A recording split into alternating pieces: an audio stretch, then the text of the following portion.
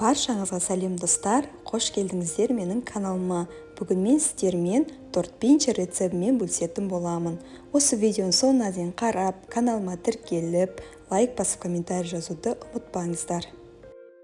Бізге керек ингредиенттерді айтып өтейін. Ұн, айран, жұмыртқа, қант, сгущенное молоко, қаймақ, кілегей, какао-порошок, грек жаңғағы, сұйық май, шоколадный капелька және ас содасы. Алдымен айранымызға ас содасын салып, жақсылап араластырып, 10 минутқа қоямыз. Жұмыртқамызға қантымызды қосып, жақсылап миксермен араластырып аламыз. 10-15 минуттай қантымыз ергенше. 10 минуттай тұрған айранымызды жұмыртқаға қосып, төменнен жоғары қарай жұмсақ қозғалыстармен араластырамыз.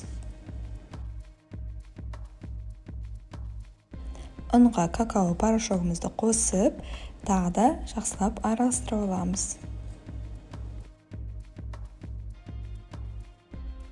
Сұйық майымызды қосып, тағы да араластырып аламыз. Противинді әзірлеп қойдым. Енді қамырымызды құямыз. 180 градусқа 20-25 минутқа пісіріп аламыз. Крем дайындайтын боламыз. Қаймағымыз бен сгущенканы миксерге араластырып аламыз. Міндетті түрде екеуі де салқын болу керек. Коржымыз дайын болды, суыды. Енді ромбик қылып кесеміз. Видеода көрсетілгендей.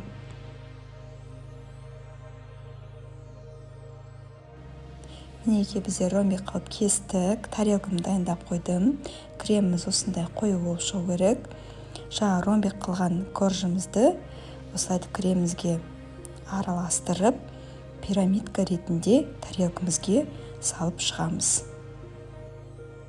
Шоколадты ганаш дайындайтын боламыз. Кілегейімізге шоколадты қосып, отқа қойып, шоколадымыз ергенше жақсылап араластырып аламыз. Шоколадты ганашымыз дайын болды. Осындай болып шығу керек. Пирамидкамен салып шыққан тортымыз дайын.